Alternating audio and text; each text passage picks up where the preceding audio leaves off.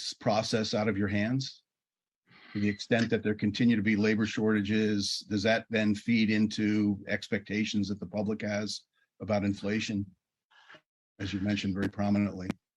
Well, I think you're right that if it does turn out that we are in a world of a persistent labor shortage over time, that'll be a challenging world for companies, and it will certainly create upward pressure on wages and that sort of thing. Today, the labor market demand is very, very strong still in the labor market. We're still printing new payroll job numbers at a high level. Wages are running at elevated levels. And so we think by our policy interventions, what we hope to achieve is a period of growth below trend, which will cause the labor market to get back into better balance. And that will bring wages back down to levels that are more consistent with 2% inflation over time. That's what we're trying to achieve. Following reports that the Federal Reserve would likely soon jack up federal interest rates again, this time by 0.75 percentage points, Chair Jerome Powell tried to allay fears that the Fed's strategy would cause an economic downturn, insisting that another rate hike was unlikely to cause deep recession. The interest rate hikes, which is one of the most lethal tools to tamp down inflation, are also a way to put economic power back into the hands of the free market to slow down the economy by pricing, leveling, budgeting, and financially correcting all their mistakes. And this, he and this administration will not have done. Not on their watch. So you see, can't fool me or the American people twice. They created the situation. And by singing and talking about how they are going to do something, does nothing but make it worse. Now, this is Jerome Powell's fear and his plan. He downplayed the effect the Federal Reserve's move were likely to have on working people. Guys, he doesn't care about us. Just keep that up front.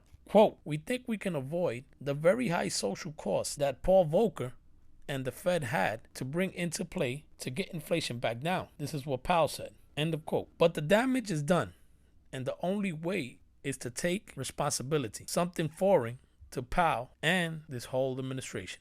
Going the Volcker way is the only thing that will save this republic and the American people. Men back in the day were real men, not cupcakes like Jerome Powell. Mr. Volcker was truly for the people, not for the elites. He didn't care what everyone thought about him. He said he was going to do something, and he actually did it with no ifs, ands, or buts. Now we are in a situation where we need someone to do what they say and say what they mean. But I digress. I'm a doer, the make it happen type. I always find a way. So let's see what I'm talking about in action, and then we can see the true difference in time. Editor, roll clip, fair use.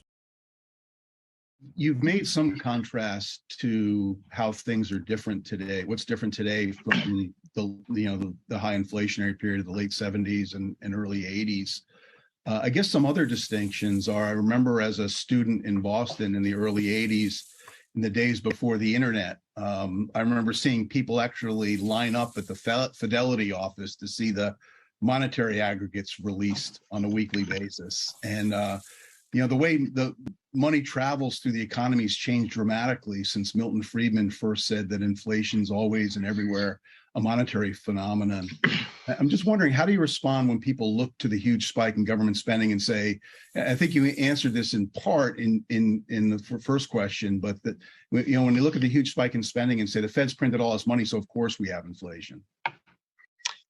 So I graduated from college in 1975, which was close to peak monetarism, and there was quite a focus on monetary aggregates, and I recall it just as you do.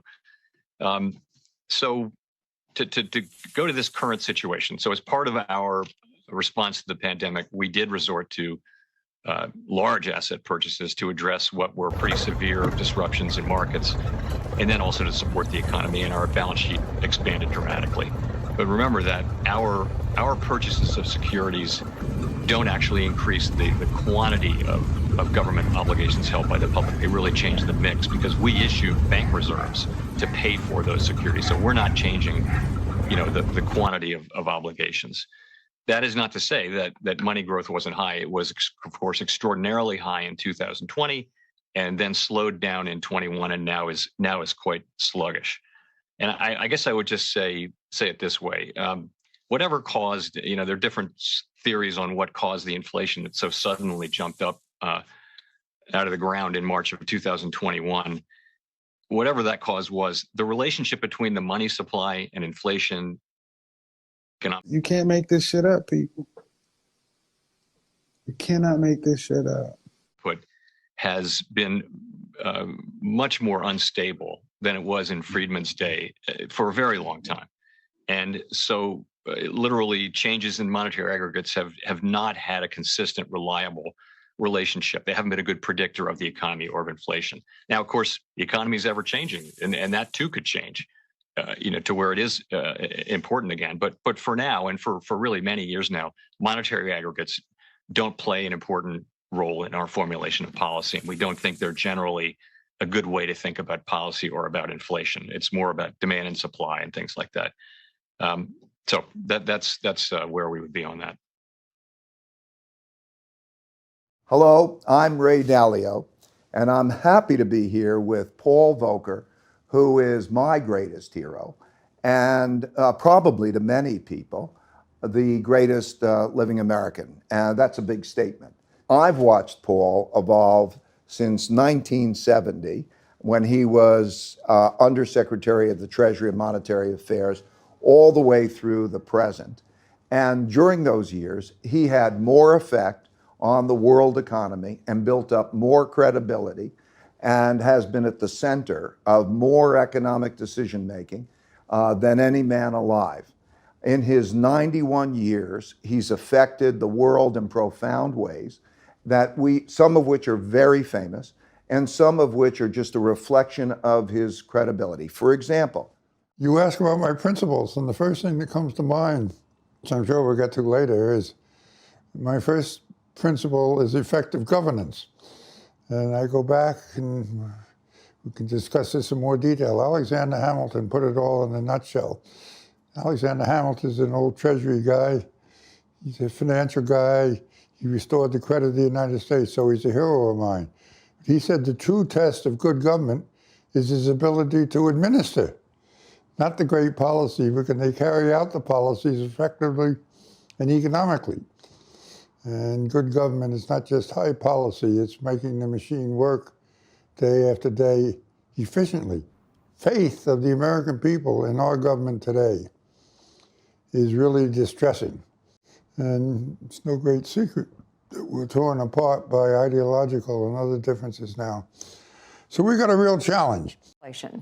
Economics correspondent Paul Solman looks back at Volcker's life and work. At 6'7", Paul Volcker was known as Tall Paul, and indeed he towered over economic policy for more than 60 years. President Jimmy Carter chose Volcker to head the Federal Reserve in 1979, when the U.S. faced runaway inflation.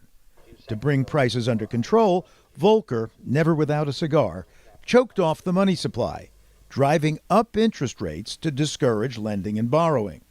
Volcker defended the policy on the McNeil-Lehrer report in 1981. The way you're going to get those interest rates down is by persisting in policies that will indeed continue to bring the inflation rate down. And at some point this dam is going to break and the psychology is going to change. And sky-high interest rates, he figured, would have the desired effect, as they did. You can't deal with that problem by simply saying we're going to let inflation go ahead. Volcker's policies may have cost Carter the 1980 election, but in a statement released today, the one-term president said, although some of his policies as Fed chairman were politically costly, they were the right thing to do.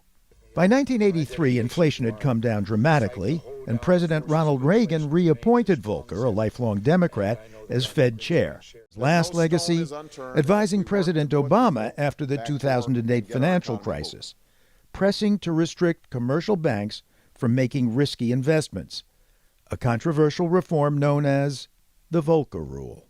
People don't like to raise interest rates. It's not very popular. And there was some resistance and fear of creating a recession and so forth. It was a close thing for Volcker even to pull it off internally.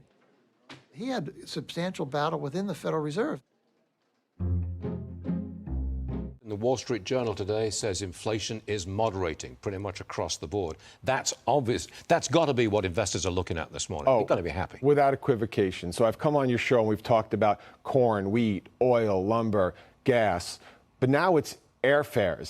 Now it's freight rates. And so, yes, we are seeing a moderation, but make no mistake about it, Stuart. The Fed needs more than that. They need 3 months of softening inflation data. They need evidence that the labor market is beginning to moderate before they even consider moderating their tone. So, yes, it's all about the moment of truth today, but the moment of truth in the ensuing weeks will be more about earnings and less about inflation.